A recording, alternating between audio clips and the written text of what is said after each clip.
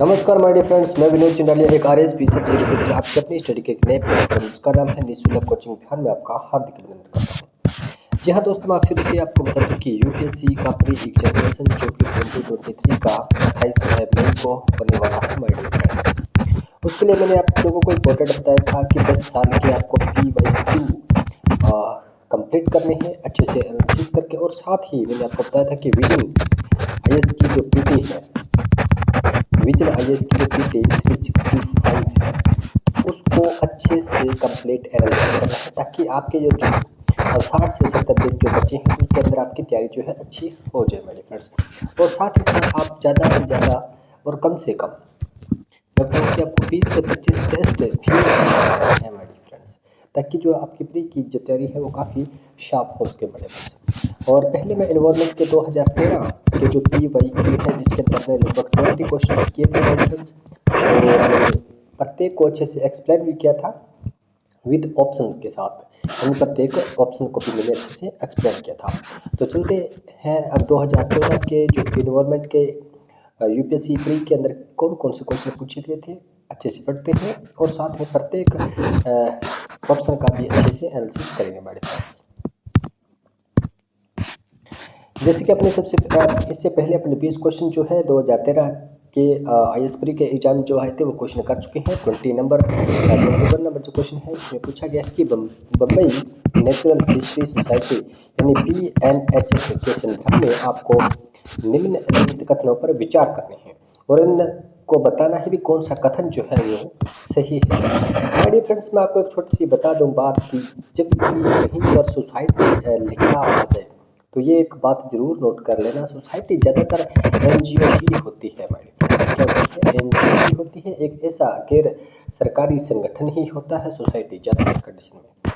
और अब चलते हैं अपने यहाँ पे ऑप्शन पे, क्या यह पर्यावरण एवं वन मंत्रालय के अधीन एक स्वायत्त संगठन है? तो माय डियर फ्रेंड्स, मैं आपको अभी बता चुका हूँ कि ये एक स्वायत्त संगठन नहीं है, ये एक एनजीओ है, और ये एक क्या है मेरे फ्रेंड्स, स्वतंत्र संगठन है मेरे फ्रेंड्स। ठीक है, ये छोटी छोटी बातें जो है वो आपको अच्छे से याद होनी चाहिए। नेक्स्ट है कि यह क्रिया आधारित अनुसंधान, देखो ध्यान से बात नोट करना, अनुसंधान शिक्षा लोक जागरूकता के माध्यम से प्रकृति को बचाने का प्रयास करता है। बिल्कुल राइट बात है मेरे फ्रेंड्स, क्योंकि बम्बई नेचुरल हिस्ट्री सोसाइटी जो है प्रकृति और पर्यावरण के लिए एक एनजीओ है, जो एक गैर सरकारी संगठन है जो कि प्रकृति और पर्यावरण के लिए विशेष काम करती है।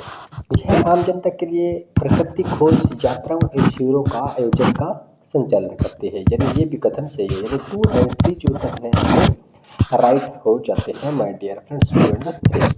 तो चलिए अब इसका प्रत्येक अच्छे से बम्बई नेचुरल हिस्ट्री सोसाइटी कब बनी, क्या है, इसके बारे में पढ़ते हैं।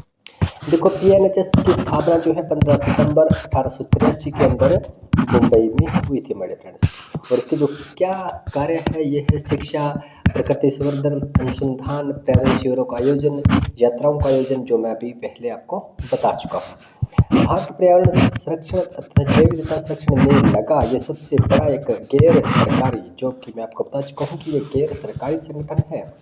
ठीक है, NGO है मेरे फ्रेंड्स। ठीक है, नॉन गवर्नमेंट ऑर्गेनाइजेशन।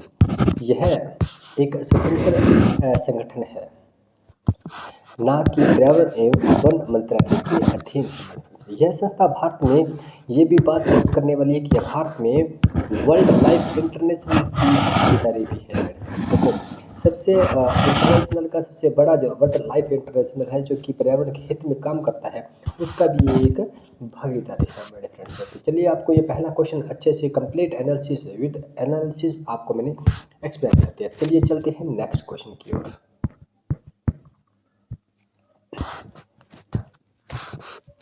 नेक्स्ट है कि भूमंडलीय पर्यावरण सुविधा, आप इसके बारे में बताना है कि भूमंडलीय पर्यावरण सुविधा जो है वो क्या है। ठीक है, इसके अंदर जो कथन दिए हैं आपको बताने हैं कि भूमंडलीय पर्यावरण सुविधा के अंतर्गत आपको कथन को बताना है। यह जैव विविधता पर अभिसमय एवं जलवायु परिवर्तन पर संयुक्त राष्ट्र ढांचा अभिसमय के लिए एक वित्तीय क्रियाविधि के रूप में कार्य करता है। बिल्कुल राइट बात है मेरे फ्रेंड्स, ये क्या है, एक वित्तीय संगठन है, यानी वित्तीय क्रियाविधि का काम करता है कौन, भूमंडलीय पर्यावरण सुविधा। ये बात अच्छे से नोट कर लेना हमारे। फ्रेंड्स, यानी एक ऐसा विश्व बैंक का एक ट्रस्ट है, यानी जैसे विश्व बैंक जो है, विश्व बैंक का एक ट्रस्ट है ये, ठीक है। विश्व बैंक का एक ट्रस्ट है जो कि इस यानी जलवायु यानी जैव विविधता के अंतर्गत कभी भी वित्तीय संबंधी कोई भी सहायता की जरूरत पड़े तो ये कौन भूमंडलीय पर्यावरण सुविधा करता है। नेक्स्ट हम बात करते हैं, यह भूमंडलीय स्तर पर पर्यावरण के मुद्दों के वैज्ञानिक अनुसंधान करता है। यह OECD के अधीन एक अभिकरण है जो कि अल्प विकसित देशों को उनके पर्यावरण की सुविधा के लिए विशिष्ट उद्देश्य से प्रौद्योगिकी और नीतियों का अंतर सुकोर बनाता है। देखो मेरे फ्रेंड्स, इसके अंदर मैं आपको बता दूं कि जो पहली जो बात है जो मैं आपको बता चुका हूँ कि ये जैव विविधता और जलवायु परिवर्तन के रूप में जो संयुक्त राष्ट्र ढांचा जो है, ठीक है, उसके लिए ये क्या है, यानी जैव विविधता और जलवायु के लिए एक वित्तीय क्रियाविधि का जो काम करता है वो कौन है, भूमंडलीय पर्यावरण सुविधा, जो कि किसके अधीन है, ये एक विश्व बैंक के अधीन है मेरे फ्रेंड्स। और इसे और अच्छे से अपने पढ़ लेते हैं। देखो यह जैव विविधता विषय में जलवायु परिवर्तन पर संयुक्त राष्ट्र ढांचा विषय के लिए वित्तीय क्रियाविधि के रूप में कार्य करता है।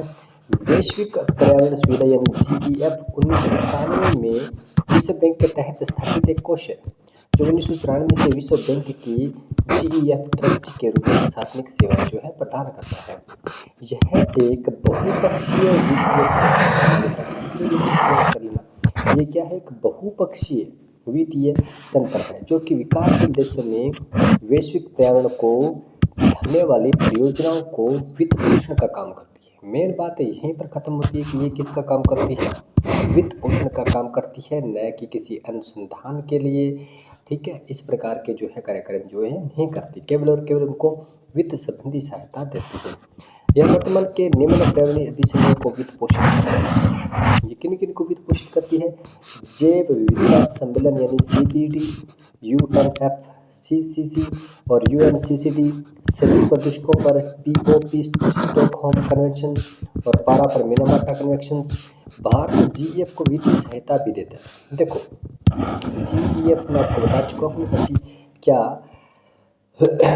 वैश्विक पर्यावरण सुविधा जो कि 1991 के तहत विश्व बैंक के साथ एक स्थापित एक कोष है, ठीक है।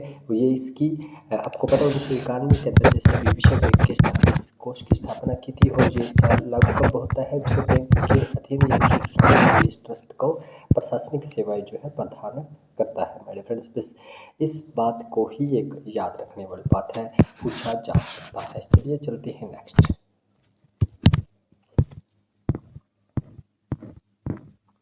कुछ एक पढ़ते हैं यहाँ पे क्या है वो कर लेते हैं। क्या नोट GEF इन करंट न्यूज़ जो है वो COP27 के अंदर भी इसकी बात कही गई है। आपको पता है कि COP27 के अंदर भी पर्यावरण के संबंधित जो मुद्दे हैं उसके अंदर GEF को भी के अंदर ये रहा है, क्यों रहा है। देखो मैं आपको बता दूँ, लॉस एंड डैमेज फंड क्या है, लॉस एंड डैमेज फंड के अकॉर्डिंग जो है ये काफ़ी चर्चा में रहा है मेरे फ्रेंड्स। चलिए चलते हैं नेक्स्ट क्वेश्चन 23 पर। इसके अंदर क्या सिस्टम है मैं आपको बता देता हूँ।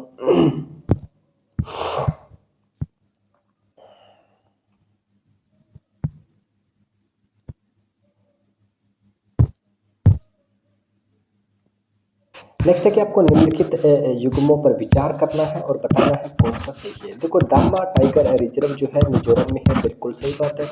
गोमती वन्य जीव अभ्यारण्य जो कि सिक्किम में नहीं है मेरे फ्रेंड्स, ये त्रिपुरा के अंदर है। कहाँ पे है मेरे फ्रेंड्स, त्रिपुरा में है, या याद रखने वाले हैं मेरे फ्रेंड्स। इन तीनों को आपको दामा राष्ट्रीय दामा टाइगर रिजर्व मिजोरम में है, गोमती वन्य जीव अभ्यारण्य जो है त्रिपुरा में है। नेक्स्ट हम बात करते हैं सारामती सीख जो है वो क्या है, नागालैंड के अंदर है। तो यहाँ से अगर आपने बात करी कौन से सही है तो यहाँ पे 1 और 3 जो सही हो जाते हैं और दूसरा जो है अपना गलत हो जाता है माय डियर फ्रेंड्स। इनके बारे में भी अच्छे से पढ़ लेते हैं कहाँ पे क्या कुछ है ये, ठीक है। अब देखो हम बात करते हैं दामा टाइगर रिजर्व की, जो मैं आपको बता चुका हूँ कहाँ पे है, मिजोरम में है। कौन सी, लुसाई की पहाड़ियों में है। अब देखो ये बात अच्छे से नोट कर लेना कि कई बार डायरेक्ट क्वेश्चन पूछा जा सकता है कि लोसाई की पहाड़ियाँ। अब देखो प्रीवियस ईयर क्वेश्चन की PYQ की सबसे बड़ी बात यह है कि मान लो आपने दामा टाइगर रिजर्व के बारे में अच्छे से पढ़ा है 2014 के इस पेपर में, और वहाँ पूछ लिया जाता है कि लोसाई की पहाड़ियाँ जो है अवस्थित है कहाँ नहीं है, तो आपको इससे करंट बेसिस जो भी अटैचमेंट में जो भी सारा का सारा डाटा है अच्छे से कंप्लीट करना जरूरी होता है मेरे फ्रेंड्स। तो कश्मीर लूसाई की बात है जो कहाँ पे है, मिजोरम में स्थित है, ठीक है। और इसे 1994 में जो है टाइगर रिजर्व जो है घोषित किया गया मेरे फ्रेंड्स। और नेक्स्ट हम बात करते हैं कि जलवायु उष्णकटिबंधीय क्षेत्र में है, यहाँ पे भारतीय तेंदुआ व भौंकने वाले हिरण, लाख गिद्ध आदि जो है पाए जाते हैं। और पक्षी की बात करते हैं तो ग्रेट हॉर्नबिल भी यहाँ पे हमारे फ्रेंड्स पाए जाते हैं।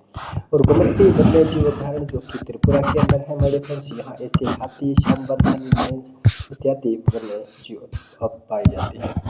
नेक्स्ट हम बात करते हैं कि सारामती चोटी जो कि नागालैंड के अंदर है, ये भी बात अच्छे से नोट कर लेना। कई बार डायरेक्ट से नहीं पूछा जाता है कि सारामती चोटी जो है वो कहाँ पर है मेरे फ्रेंड्स, तो आपको बता देना है कहाँ पे मेरे फ्रेंड्स, ये है नागालैंड। तो इसे अच्छे से नोट कर लेना, ठीक है। और चलिए चलते हैं नेक्स्ट क्वेश्चन की ओर।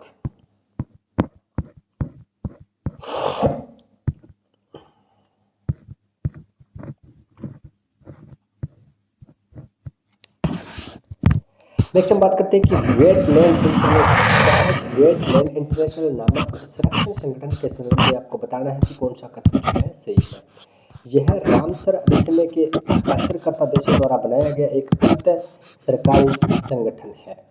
देखो मेरे फ्रेंड्स, यह एक अंतर सरकारी संगठन नहीं है मेरे फ्रेंड्स, यह ज्ञान के विकास और संगठन के लिए तथा व्यवहारिक अनुभव का बेहतर नीतियों हेतु पक्ष समर्थन करने के लिए क्षेत्र स्तर पर कार्य करता है। बिल्कुल सही बात है। देखो मेरे फ्रेंड्स, ये कि ज्ञान के विकास की बात यह है कि ये अपने को पर्यावरण के प्रति जागरूकता पैदा करने के लिए, और जो भी एक ऐसी भूमि जो कि क्या है वेटलैंड इंटरनेशनल की बात करें तो जो कि अब धीरे धीरे लुप्त होती जा रही है, जो कि डेंजर जोन में आती जा रही है, तो उनके बारे में अपने जो क्या है एक व्यवहारिक जो है ज्ञान देने का प्रयास करती है, ठीक है मेरे फ्रेंड्स। इसलिए अगर जो कथन जो है वो दो राइट हो जाता है। इसके लिए रामसर कन्वेंशन क्या कुछ है, इसके लिए मैं आपको बता देता हूँ पूरी की पूरी बात।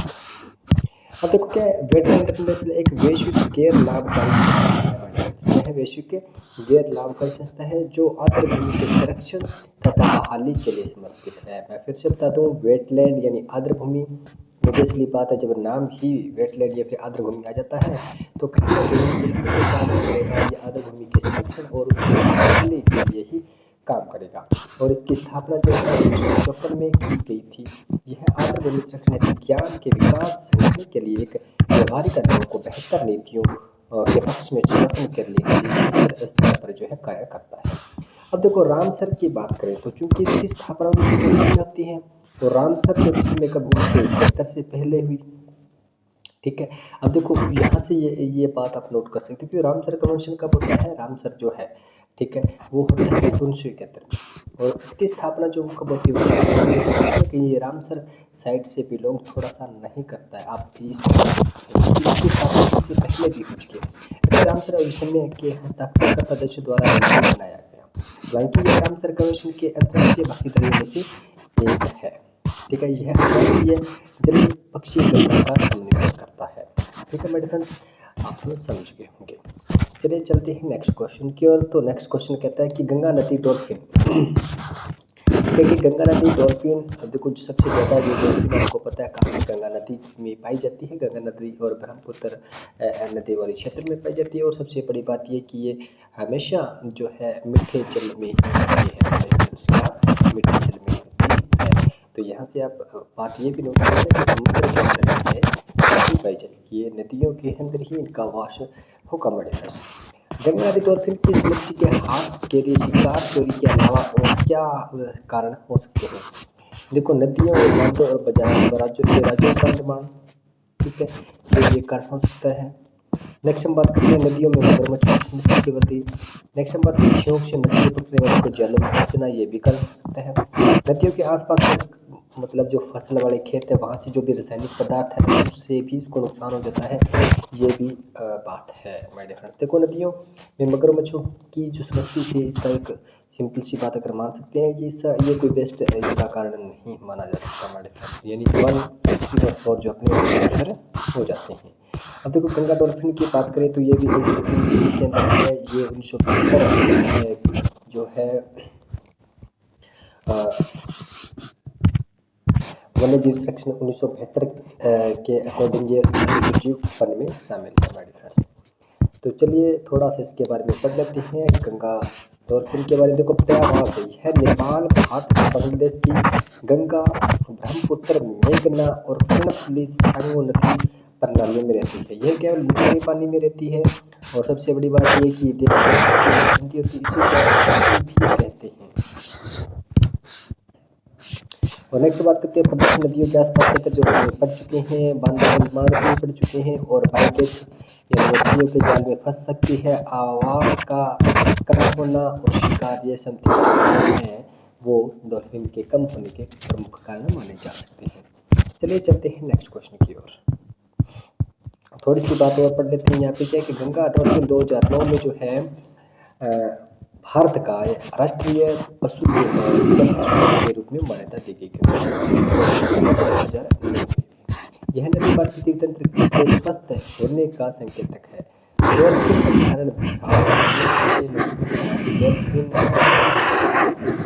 बिहार यानी विक्रम शिला पर जब डॉल्फिन को नेटवर्क मगरमच्छों से इन्हें नुकसान नहीं है।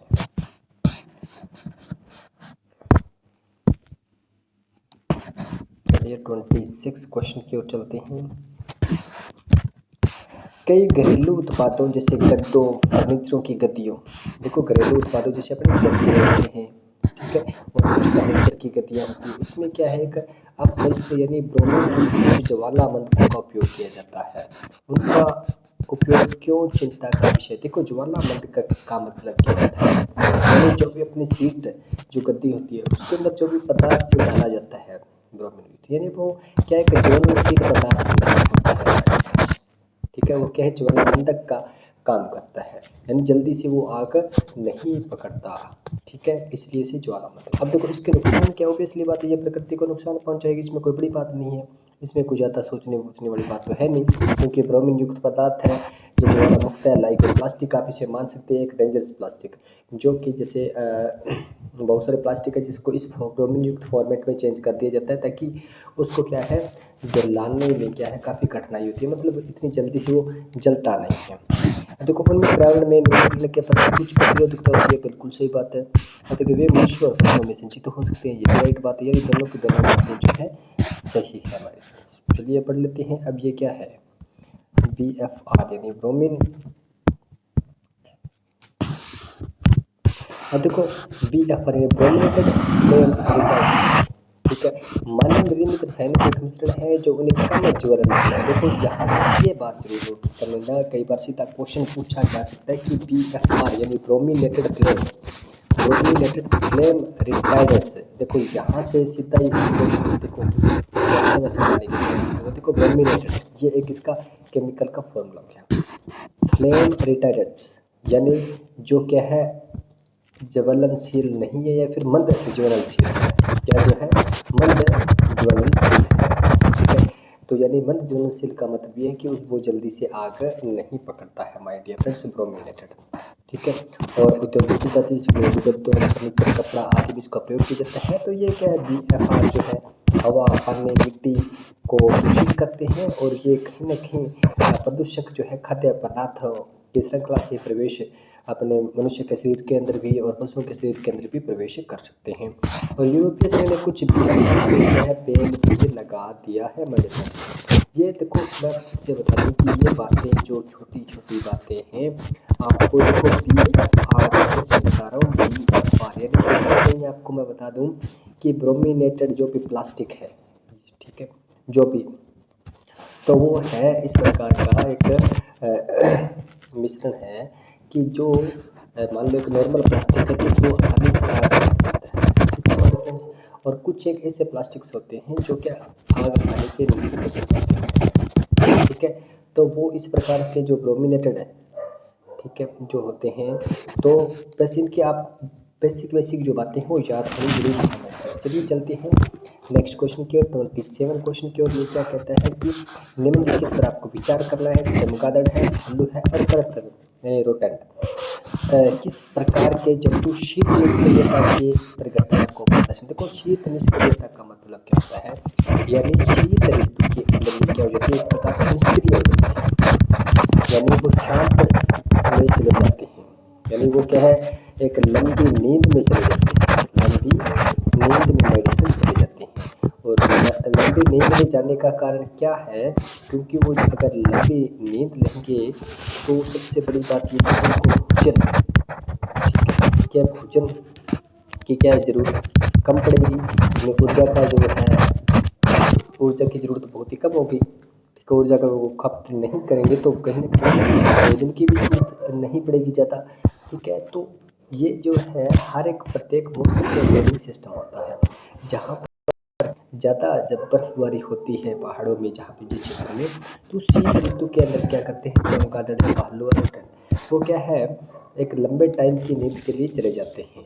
यानी वो बहुत अपना ज़्यादा टाइम जो है वो सोने में व्यतीत करते हैं, ताकि क्योंकि उस समय उनको खाने पीने की जो भी वस्तुएं हैं, कुछ भी है, तो वो ढूंढने में बहुत ही क्या है, परेशानी का सामना करना पड़ता है। तो इस कारण वो इस कंडीशन के अंदर मेडिटेशन से चले जाते हैं। तो यहाँ तीनों के तीनों क्वेश्चन जो है राइट होंगे। देखो शीत निष्क्रियता यानी हाइबरनेशन की बात हो रही है, टाइम के लिए शीत निष्क्रियता। चलिए चलते हैं नेक्स्ट। और यहाँ पर एक छोटी सी बात मैं आपको और बता देता हूँ। देखो ये कुछ बातें हैं लिखी हुई, आपको बता देता हूँ। यह एक गहरी नींद जैसी एक निष्क्रिय अवस्था है जिसमें ठंडी जलवायु में रहने वाले कुछ जानवर सर्दी में या शीत निद्रा में चले जाते हैं। शीत निष्क्रियता की स्थिति में शरीर का तापमान कम हो जाता है और श्वास या हृदय की गति क्या हो जाती है, धीमी हो जाती है। ये जानवर ठंड को बचाता है और भोजन की कमी होने पर मौसम के दौरान भोजन की आवश्यकता को क्या है, कम करता है। आमतौर पर हिरण, भालू, बतख, चमगादड़ कुछ ऐसे जानवर है जो कि शीत निष्क्रियता की स्थिति में रहते हैं। ठीक है मेरे फ्रेंड्स, आप इसे अच्छे से समझ सकते हो। चमगादड़ की मैं छोटी सी बात बताऊँ, आपने देखो भालू भी देखे होंगे, दुनिया भालू तो आपने नहीं देखे होंगे, ज़्यादातर वैसे सुना होगा, मगर चमगादड़ के बारे में आपने अच्छे से पढ़ा होगा, देखा होगा। क्या है नॉर्मल, जैसे अपने देखते हैं कि सर्दियों के दिनों में आप चमगादड़ को नहीं देख पाओगे। ठीक है, और जैसे गर्मियों के दिन आते हैं मेरे फ्रेंड्स, तो गर्मियों के दिनों में आप देखते हैं कि आप चमगादड़ को देखते हैं, ये मतलब लंबे टाइम के लिए देखते हैं। देखो उन सर्दी के प्रॉपर जो 4 से 5 महीने होते हैं, उस टाइम में आपको चमगादड़ बिल्कुल भी नज़र नहीं आएंगे। ठीक है, और जब गर्मियों का मौसम होता है तो रात को भी आपको चमगादड़ जो है वो नज़र आएंगे माय फ्रेंड्स। ठीक है, तो ये कुछ एक बातें हैं, ये बेसिक कॉन्सेप्ट हैं जो आपको माइंड मैप में फिट करना माय फ्रेंड्स जरूरी है। रटने की बजाय आपको उनके कंप्लीट जो बेसिक बातें हैं वो अगर अच्छे से याद है तो काफ़ी आसानी रहती है प्रत्येक कॉन्सेप्ट को क्लियर करने में मेरे फ्रेंड्स। अब देखो कृषि निष्क्रियता की बात करें तो देखो घोंगे हैं, मेंढक है, केंचुए हैं, आदि जीवों की बात हो रही है। ठीक है मेरे फ्रेंड्स, इसे अच्छे से नोट कर लेना। ठीक है, ग्रीष्म निष्क्रियता का मतलब ये है कि जो ग्रीष्म ऋतु आती है उसमें आप देखेंगे कि केंचुए और मेंढक और घोंगे हैं, ये क्या है, अपना जो टाइम है वो ज़्यादातर क्या है, सोने में यूज़ करते हैं, यानी ज़्यादा बाहर नहीं निकलते हैं हमारे फ्रेंड्स। ठीक है, चलिए चलते हैं नेक्स्ट 28 नंबर क्वेश्चन पे। ये क्या बोल रहा है 28 कि यदि आप ग्रामीण क्षेत्र से होकर गुजरते हैं और आपको यह देखने को मिल सकता है कि अनेक प्रकार के पक्षी, चरने वाले पशुओं, भैंसों के पीछे चलते, देखो कोई पक्षी देखो चरने वाले पशु होते हैं तो उनके पीछे पीछे चलते हैं, और उनके घास में चलने से अशांत होने वाले कीटों को क्या है, पकड़ते हैं। ठीक है, तो ऐसा पक्षी हमारे फ्रेंड्स कौन सा है, देखो चित्रित ब्लाक, साधारण मैना और काले गर्दन वाला सास। अब देखो अगर हम बात करते हैं साधारण मैना की, तो ये अच्छा आपका आंसर जो है राइट हो जाएगा मेरे फ्रेंड्स, क्योंकि अब देखो काले गर्दन वाला सांप है तो ये तो अपना क्या है, जो भी है मछली वगैरह जो भी खाता है वो एक समुद्र या तालाब के इर्द गिर्द जो है वो अपना भोजन है वो करता है। यही बात जो है चित्रित इस ब्लॉक की होती है मेरे फ्रेंड्स। तो ऐसी बातें जो आप देखते हैं साधारण मैना, जो छोटी छोटी चिड़िया होती है ना मेरे फ्रेंड्स, जो आप देखते हैं कि जो पशु जो चरते हैं, भैंस है, गाय है, जो भी है, तो उसके शरीर के ऊपर बैठ जाते हैं मेरे फ्रेंड्स। ठीक है, और कई बार जो जहाँ पे वो चलते हैं उनके आगे आगे चलते रहते हैं। ठीक है, तो ये आप देखते हैं, देखो ये कॉमन सेंस वाली बातें हैं सारी मेरे फ्रेंड्स, अगर इसे आप अच्छे से अपना माइंड मैप को यूज करते हैं तो कहीं ना कहीं आप प्रत्येक क्वेश्चन को अच्छे से सॉल्व कर सकते हैं। चलिए चलते हैं नेक्स्ट। उससे पहले मैं आपको बता दूं इन सभी के बारे में क्या क्या है। अब देखो चित्रित वाक्य यानी पेंटेड कास्टर। देखो यह सार्स परिवार का ही पक्षी है। भारतीय उपद्वीप में हिमालय के दक्षिण में उष्णकटिबंधीय एशिया के मैदानों में आर्द्र भूमि में ये पाया जाता है। आर्द्र भूमि में छिपी मछलियाँ खाते हैं और अटापक्का और केवला देव में पाए जाते हैं। ठीक है मेरे फ्रेंड्स। देखो कॉमन मैना की बात करें तो इसके बारे में आपको बता चुका हूँ। और देखो कॉमन मैना जो है इसके बारे में छोटी सी बात जरूर नोट कर लेना। देखो ये क्या है, ऑस्ट्रेलिया है, यानी क्योंकि वहाँ पे कुछ ज़्यादा ही मात्रा में ये माइडी फ्रेंड्स पाई जाती है।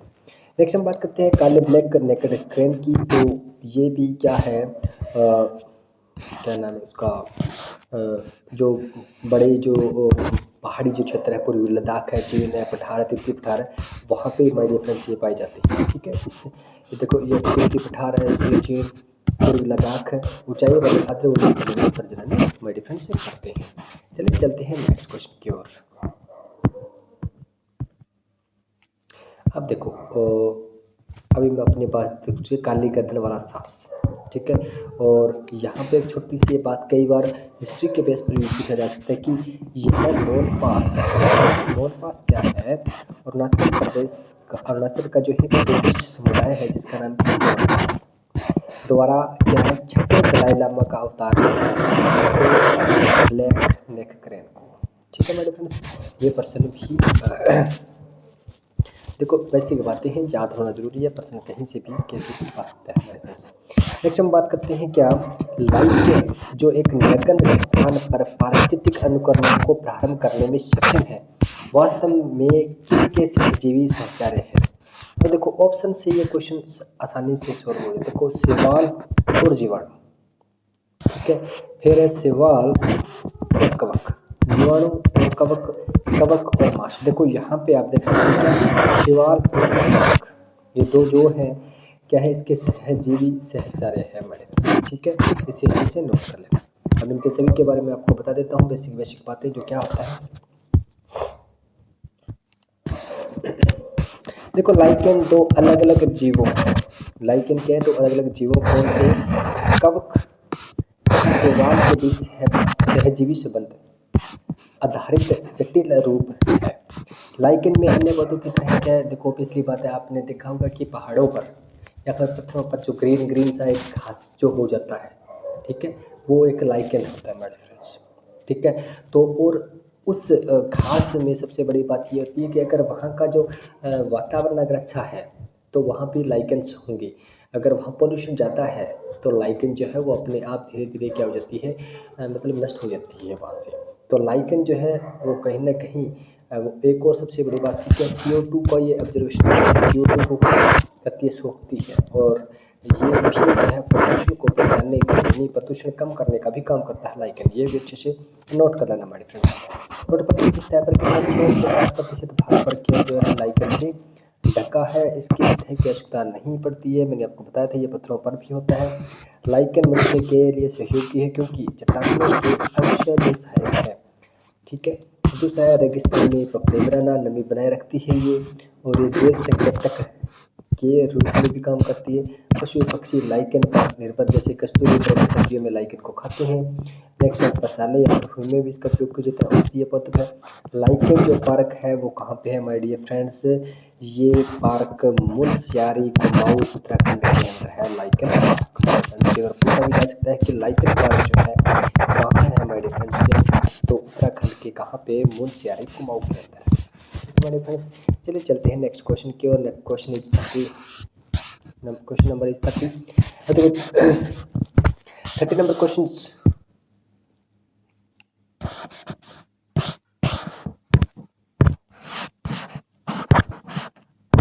देखो 30 नंबर क्वेश्चन, यदि आप हिमालय से यात्रा करते हैं तो आपको वहाँ निम्नलिखित में से किस पादप या किन पादपों को प्राकृतिक रूप से मिलते हैं।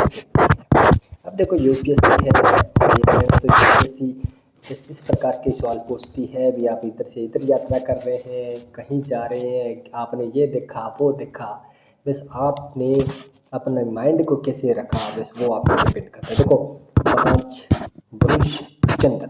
अब देखो बात ये एक नोट करने वाली बात है कि चंदन की जब बात आएगी तो चंदन आप आ जाओ कश्मीर यानी तमिलनाडु वाले क्षेत्र में, तो वहाँ ये बहुत होता है।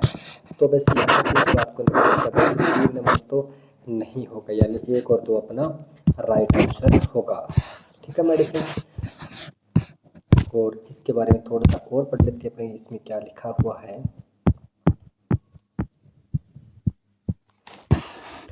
इसमें देखिए चंदन की बात करते हैं, भारत, चीन, इंडोनेशिया तथा ऑस्ट्रेलिया के मूल निवासी भारत विश्व चंदन के व्यापार में कितना 85% जो है योगदान देता है। IUCN वल्नरेबल कंडीशन है उत्पादक जो है राज्य आंध्र प्रदेश, तमिलनाडु, तेलंगाना, कर्नाटक, महाराष्ट्र, एमपी और गुजरात। देखो आप यात्रा किसकी कर रहे हो, हिमालय की। ठीक है मेरे फ्रेंड्स, तो हिमालय में तो ये बात आएंगे नहीं राज्य, तो कहीं ना कहीं आपकी ये बातें भी हो जाती है। क्वेश्चन किसी भी बेस से पूछा जाए, मान लो नॉर्मली सीधा डायरेक्ट चंदन का भी क्वेश्चन आ जाए कि चंदन कहाँ पाया जाता है, तो आपको कहाँ पे साउथ इंडिया, साउथ इंडिया की तरफ आना है।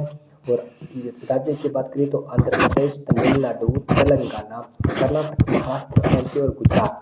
ठीक है मेरे फ्रेंड्स, ये जो इन राज्यों के अंदर जो है पाया जाता है चंदन। नेक्स्ट हम बात करते हैं रेडोड्रैगन यानी ब्रुज की बात करते हैं, तो ये जो है उत्तराखंड में ब्रुज जाता है। ठीक है, और सबसे बड़ी बात है रेडोड्रैगन की, मैं बता दूँ क्या, रेडोड्रैगन।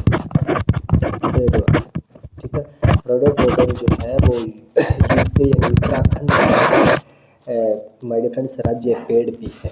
क्या है, राज्य पेड़ की बात करें तो ब्रुज यानी रोडोडेंड्रॉन जो है उत्तराखंड का राज्य पेड़ है। दवा उद्योग में आपको ये तरह तो पता ही है। नेक्स्ट हम बात करते हैं यूपीएससी वनस्पति तत्व के क्षेत्र के बारे में प्रश्न पूछती है, तो आपको माय डियर फ्रेंड्स मैं आपको फिर से बता दूं कि अगर यूपीएससी के 10 सालों की विद ऑप्शन अगर एनालिसिस कर लिए तो कहीं ना कहीं ज़्यादा तो नहीं कहूँगा मैं, 30 से 35% जो है हर बार उसका एक बेसिक फॉर्मेशन आपको देखने को मिलेगा PYQ में। यानी मान लो अगर 2023 का अगर प्री एग्जामिनेशन होता है तो उसमें से 100 में से 30% क्वेश्चन जो है वो इस साल के PYQ के संबंधित ही होंगे माय डियर फ्रेंड्स। अगर आपने प्रत्येक ऑप्शंस को भी अच्छे से पढ़ा है तो कहीं ना कहीं आप अच्छे से उसको सॉल्यूशन कर सकते हैं। चलिए चलते हैं नेक्स्ट क्वेश्चन की ओर, 31 नंबर क्वेश्चन। नेक्स्ट है कि निम्नलिखित में से कौन से महत्वपूर्ण प्रदूषक हैं जो भारत में इस्पात उद्योग द्वारा किए जाते हैं। मेरे फ्रेंड्स, इस्पात उद्योग देखो सल्फर की ऑक्साइड, नाइट्रोजन की ऑक्साइड, देखो ये दो है, कार्बन मोनोऑक्साइड और कार्बन डाइऑक्साइड। क्योंकि उद्योग की बात हो रही है तब आपको पता है ये तो दो बातें देखो हमेशा याद रखना, CO2 और CO2 रिलीज होगा। अब नाइट्रोजन के ऑक्साइड है, ऑब्वियसली बात इस बात की बात हो रही है तो नाइट्रोजन और सल्फर के ऑक्साइड भी वहाँ से निकलेंगे। तो यानी चारों के चारों जो है प्रदूषक है इसके इस्पात उद्योग के अंदर। और किसी भी उद्योग में प्रदूषक की बात आई CO2 और CO तो होगा ही होगा, क्योंकि कार्बन जब चलेगा, क्योंकि उद्योग की बात है कार्बन तो चलेगा, तो जब CO2 और CO2 तो निकलेंगे माय डियर फ्रेंड्स। ठीक है, चलिए चलते हैं नेक्स्ट क्वेश्चन की ओर, और कुछ से पहले थोड़ी सी इसकी जो बेसिक बातें हैं वो मैं आपको बता देता हूँ। देखो इस्पात उद्योग वायु प्रदूषण में तीसरा सबसे बड़ा योगदान करता है। तीसरा सबसे बड़ा योगदान करता है कौन, इस्पात उद्योग। CO2 उत्सर्जन की तरफ ही सर्वाधिक स्टील उद्योग ऊर्जा के लिए कोयला का उपयोग किया जाता है। मैंने आपको बताया था कि कोयला जलेगा तो इसलिए CO2 और CO2 रिलीज नहीं होगी। कोयले के दहन से अनेक प्रकार के प्रदूषक जो है उत्सर्जित होते हैं। Sulphur dioxide, nitrogen oxide, carbon monoxide, carbon dioxide और वही पार्टिकुलेट मैटर की बात करें तो यानी PM जो है पार्टिकुलेट मैटर, ये क्वेश्चन आया हुआ है मैटर से, इनके साइज के क्वेश्चन आते हैं। ये कितना 3.5 और PM10 यानी पार्टिकुलर मैटर जो धूल के जो कण होते हैं, ठीक है, आई मीन जो इस्पात उद्योग के साथ में जो निकलते हैं बड़े मैटर के कण, तो उसमें साइज 2.5 और 10 ये भी है। ठीक है माय डियर फ्रेंड्स, चलिए चलते हैं नेक्स्ट क्वेश्चन की ओर। Next question is 32। नेक्स्ट है कि जैव विविधता के साथ साथ मनुष्य में परंपरागत जीवन के संरक्षण के लिए सबसे महत्वपूर्ण रणनीति निम्नलिखित में से किस एक की करने में निहित की है? देखो, परंपरागत यानी आप जानती हैं यानी पुराना जो अपना जीवन है उसको सुरक्षित करने के लिए जैव विविधता के साथ साथ क्या किया है काम? देखो, जीव मंडल नीचे यानी रिजर्व। देखो, दूसरा राष्ट्रीय को ध्यान, राष्ट्रीय उद्यान, वन्य जीव अभ्यारण्य। देखो, यहाँ से आप सबसे बड़ी बात देखो, किसी भी चीज को संरक्षण करना हो तो वही रिजर्व। देखो, ज़्यादा आपको पढ़ने की जरूरत ही नहीं है। देखो, संरक्षण यानी रिजर्व करना, उसका संरक्षण करना, ठीक है। तो जीवमंडल नीचे हमारे फ्रेंड्स से अपना क्वेश्चन राइट होता है। चलिए इसके बारे में थोड़ा सा अच्छे से और पढ़ लेते हैं क्या इसने लिखा है। देखो, जैव विविधता के साथ साथ मनुष्य में परंपरागत जीवन के संरक्षण के लिए महत्वपूर्ण जीवमंडल नीचे रिजर्व यानी अब जैसे टाइगर रिजर्व जो भी है, ताकि जीवमंडल जो है, जैव विविधता जो है वो बची रहे, इसलिए वहाँ पे क्या उनको रिजर्व करके रखा जाता है, ताकि धीरे धीरे इनकी संख्या जो कम हो रही है उनको बढ़ाया जा सके। यानी एक टाइम ऐसा ना आ जाए कि ये बिल्कुल विलुप्त हो जाए। ठीक है मेरे फ्रेंड्स, ये बेसिक बातें हैं। यह बहुआयामी संरक्षण योजना जहाँ जीवों तथा पौधों के संरक्षण के साथ साथ अनुसंधान को भी क्या है बढ़ावा दिया जाता है। देखो, इसमें तीन रिजर्व क्षेत्र के अंदर तीन क्षेत्र होती हैं: कोर क्षेत्र, मध्यवर्ती क्षेत्र और संक्रमण क्षेत्र। ठीक है, तो देखो, कोर क्षेत्र के अंदर क्या होते हैं, पौधे तथा जानवर या बायोस्फीयर रिजर्व सबसे सुरक्षित होता है। जो मिडल है, जैसे मान लो ये कोई रिजर्व है, टाइगर रिजर्व है, मान लो कोई भी रिजर्व क्षेत्र मान लिया, तो देखो ये कोर क्षेत्र है। यहाँ पे आपको पता है किसी भी इंसान को आने जाने की कोई भी कुछ भी नहीं कर सकता। ये बिल्कुल क्या है, एक कोर क्षेत्र हो जाता है हमारे फ्रेंड से, प्रॉपरली सुरक्षित क्षेत्र हो जाता है। उसके बाद में ये वाला जो क्षेत्र आ जाएगा ये, ठीक है। तो इस क्षेत्र में क्या थोड़ी सी एक शैक्षणिक गतिविधियाँ हो सकती है, वहाँ पे कुछ जो वैज्ञानिक लोग हैं वो आ जा सकते हैं, जो भी, ठीक है।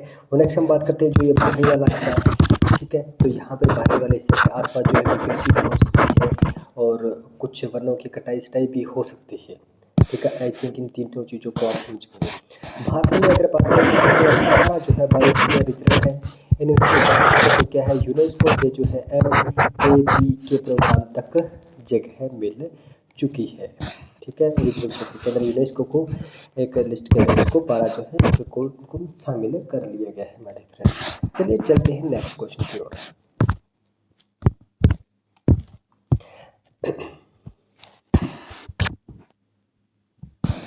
नेक्स्ट हम बात करते हैं वैज्ञानिक दृष्टिकोण यह है कि विश्व तापमान औद्योगिक स्तर से 2 डिग्री सेंटीग्रेड से अधिक नहीं बढ़ना चाहिए, और यदि विश्व तापमान पूर्व औद्योगिक स्तर से 3 डिग्री सेंटीग्रेड तक बढ़ जाता है तो विश्व पर उसका संभावित असर क्या होगा। अब देखो, ऑब्वियसली बात है, मान लो अगर तापमान की बढ़ोतरी हो रही है दिनों दिन, तो मान लो 2 डिग्री टेम्परेचर बढ़ता है, ठीक है। तो ये भी एक टफ कंडीशन मानी जाती है हमारे पास। लगभग 2 डिग्री से ज़्यादा नहीं बढ़ना चाहिए, मान लो 3 डिग्री पर ये एक बहुत ही क्रिटिकल कंडीशन आ जाती है। अब देखो इसमें क्या होगा, स्थलीय जीवमंडल एक नेट कार्बन स्रोत की ओर, बिल्कुल। देखो, जो स्थलीय जो जीवमंडल है वो क्या है, कार्बन नेट कार्बन स्रोत की ओर क्या हो जाएगा हमारे देखने से परिवर्तित हो जाएगा। नेक्स्ट हम बात करते हैं विस्तृत प्रवाल मर्यादा, जो भी प्रवाल भित्तियाँ हैं, ठीक है, वो क्या हो जाएगी, मर जाएगी, मृत्यु हो जाएगी, ठीक है, क्योंकि टेम्परेचर बढ़े, ठीक है, तो वही CO2 का से बढ़ेगा साथ साथ में। और औद्योगिक की बात हो रही है, औद्योगिक स्तर की बात हो रही है, तो बढ़ने से ही कहीं ना कहीं टेम्परेचर की हमारे डिफरेंस बढ़ोतरी होगी। तो CO2 के बढ़ने से 3 डिग्री टेम्परेचर बढ़ जाए, 4 डिग्री बढ़ जाए, तो कहीं ना कहीं ये क्या कार्बन स्रोत जो है वो क्या है ज़्यादा जो है देखने को मिलेगा। नेक्स्ट हम बात करते हैं कि सभी भूमंडलीय आर्द्रभूमियाँ स्थायी रूप से लुप्त हो जाएगी। देखो, इतने जल्दी ये कुछ के साथ कुछ मतलब सवाल पैदा नहीं होता हमारे फ्रेंड्स, ये सारी बेसिक बातें हैं, ये मान सकते हैं हमें, ये दोनों बातें हो जाएगी। नेक्स्ट को लुप्त हो जाएगी ऐसी कोई जो है बात एकदम से नहीं होगी। नेक्स्ट हम बात करते हैं अनाजों की खेती में कहीं भी संभव नहीं होगी, ऐसी भी बात एकदम से कभी नहीं हो सकती मैडम। एक और दो जो अपना है राइट आंसर हो जाएगा। देखो, ग्लोबल वार्मिंग की बात करें तो उससे क्या क्या प्रभाव पड़ सकते हैं, आपको पता है ग्लेशियर पिघलने और समुद्री जल स्तर जो है वो क्या है बढ़ेगा, और तापमान बढ़ने से के जो प्रवाह नीतियाँ हैं उनको नुकसान होगा, कहीं सूखे और कहीं बाढ़ आएगी, और गर्मी और आर्द्रता का पैटर्न जो बदल देगा तो क्या होगी, बीमारियां होगी। फसलों की उत्पादकता पर क्या नकारात्मक प्रभाव पड़ेगा, ठीक है। और सभी आर्द्र भूमि स्थायी रूप से विलुप्त नहीं होगी, मगर कहीं ना कहीं ऐसा देखने को मिल सकता है कि उन पर एक गहरा प्रभाव पड़ेगा।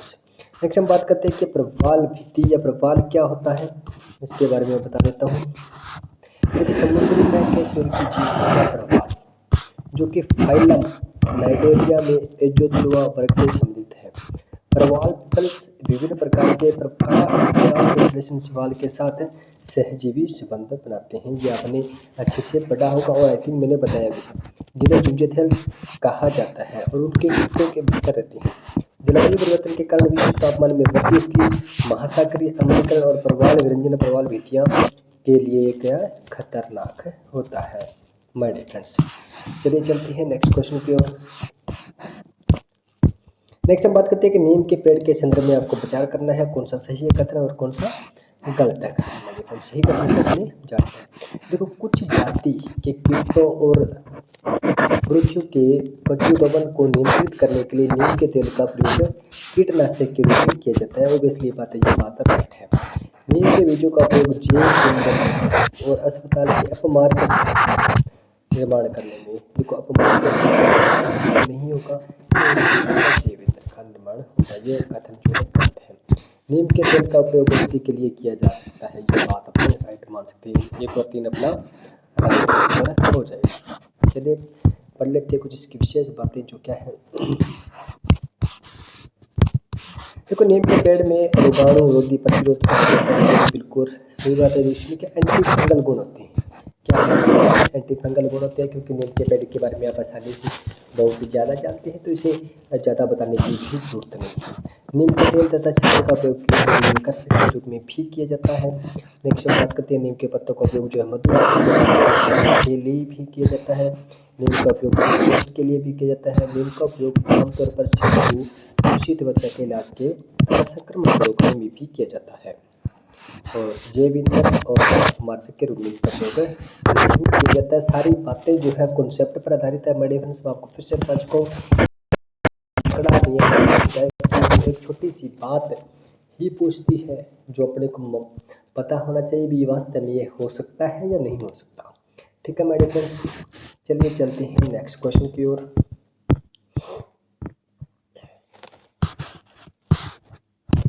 नेक्स्ट हम बात करते हैं कि पारिस्थितिक संवेदी क्षेत्र के संदर्भ में निम्नलिखित में से कौन सा कथन सही है। देखो, पारिस्थितिक संवेदी, देखो पारिस्थितिक संवेदी का मतलब क्या है, पारिस्थितिकी के प्रति संवेदनशील होना चाहिए। देखो, पारिस्थितिक संवेदी क्षेत्र वे क्षेत्र जिन्हें वन्य जीव सुरक्षा अधिनियम 1975 के अधीन घोषित किया गया है। पारिस्थितिक संवेदी क्षेत्र को घोषित करने का प्रयोजन है क्षेत्र में केवल कृषि को छोड़कर सभी मानव क्रियाएं पर प्रतिबंध लगाना है। देखो, ये दोनों ही बातें गलत है। देखो, पारिस्थितिक संवेदनशीलता क्या होती है मैं आपको बताता हूँ। देखो क्या होता है पारिस्थितिक संवेदनशीलता। देखो, पर्यावरण संवेदनशील क्षेत्र या पारिस्थितिक रूप से कमजोर क्षेत्र, ठीक है, क्या होता है संवेदनशील या कमजोर क्षेत्र संरक्षित क्षेत्रों या राष्ट्रीय उद्यानों और वन्य जीव अभयारण्यों के आसपास के 10 किलोमीटर के भीतर के क्षेत्र होते हैं। मेरे फ्रेंड्स, ये बात अच्छे से नोट कर लें। EFZ को पर्यावरण संरक्षण अधिनियम 1975, देखो 1975 के तहत नहीं, 1986 के तहत पर्यावरण वन और जलवायु परिवर्तन मंत्रालय भारत सरकार द्वारा अधिसूचित किया गया था। किसको? ESZ को, पर्यावरण संवेदनशील क्षेत्र, ESZ, ठीक है। इन ESZ को शोध अवशेषों के असंख्य क्षेत्र में देखा जा सकता है।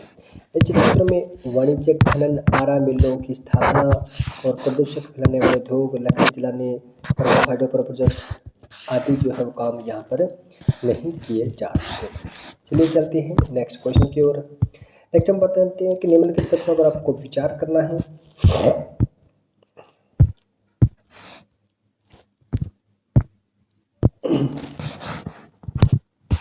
कि भारतीय पशु कल्याण बोर्ड पर्यावरण अधिनियम 1980 के अधीन स्थापित है। देखो, भारतीय पशु कल्याण बोर्ड पर्यावरण संरक्षण अधिनियम 1980 के लिए नहीं, 1962 के। देखो, ये छोटी छोटी बातें आपको याद होनी चाहिए। क्या भारतीय पशु कल्याण बोर्ड पर्यावरण संरक्षण अधिनियम 1962 के अधीन स्थापित है। राष्ट्रीय पर्यावरण संरक्षण प्राधिकरण एक सांविधिक निकाय है, बिल्कुल सही बात है। राष्ट्रीय गंगा नदी द्रोही प्राधिकरण की अध्यक्षता प्रधानमंत्री कर रहे हैं, ये भी राइट है, यानी 2 अपना राइट हो जाएंगे। अब देखो इसके बारे में कुछ बेसिक बातें हैं जो अपने पढ़ लेते हैं। देखो भारतीय पशु कल्याण बोर्ड यानी AWB की स्थापना जो है 1965 में पशु क्रूरता निवारण अधिनियम 1960 के खंड 4 के तहत की गई है मेरे फ्रेंड्स। इसका मुख्यालय जो है वो हरियाणा के अंदर है, पहले चेन्नई में था। बोर्ड का उद्देश्य जो है कि मनुष्य को छोड़कर सभी प्रकार के जीवों को पीड़ा से बचाव करना है। राष्ट्रीय की स्थापना 2005 में वन्य जीव संरक्षण 1992 के तहत की गई है। यह एक क्या है सविधिक निकाय है। और नेक्स्ट की बात करें तो पर्यावरण वन और जलवायु मंत्रालय के मंत्री होते हैं। ठीक है हमारे फ्रेंड्स। नेक्स्ट बात करते हैं राष्ट्रीय गंगा नदी प्राधिकरण की बात करें तो गंगा नदी के लिए वित्त पोषण योजना कानून निगरानी और सुन्नर प्राधिकरण जो कि भारत के जल संसाधन मंत्रालय के अंतर्गत में आता है। और स्थापना की बात करें तो देखो 2009 में पर्यावरण संरक्षण अधिनियम 1980 के तहत। और इसी टाइम में आपको पता है कि गंगा नदी में जो है डॉल्फिन, मैं आपको बता चुका हूँ, जिसको क्या राष्ट्रीय जल पशु का मतलब जो दिया गया। ठीक है। और मंत्रालय की बात करें तो मंत्रालय है और 2016 से पहले ये कौन सी पर्यावरण मंत्रालय के अधीन आता था हमारे फ्रेंड्स। और इसका नाम बदल कर क्या कर दिया गया हमारे फ्रेंड्स, राष्ट्रीय Ganga council, national Ganga council. ठीक है। अब क्या दिया गया, प्रधानमंत्री जो है इसके अध्यक्ष होते हैं।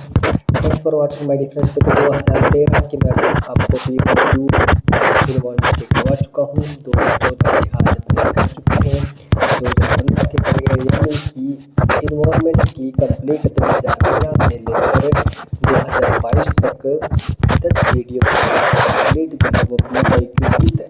देखो टाइम लगता है, टाइम क्यों लगता है, क्योंकि प्रत्येक ऑप्शन को अच्छे से एक्सप्लेन करने में टाइम लगता है। इसलिए मैंने प्रत्येक साल के एक सब्जेक्ट को लेकर क्लास बना रहा हूँ, क्योंकि लगभग इतनी ही क्लास में करीबन मान के चलो 50 से 60 डिफरेंस लग जाता है।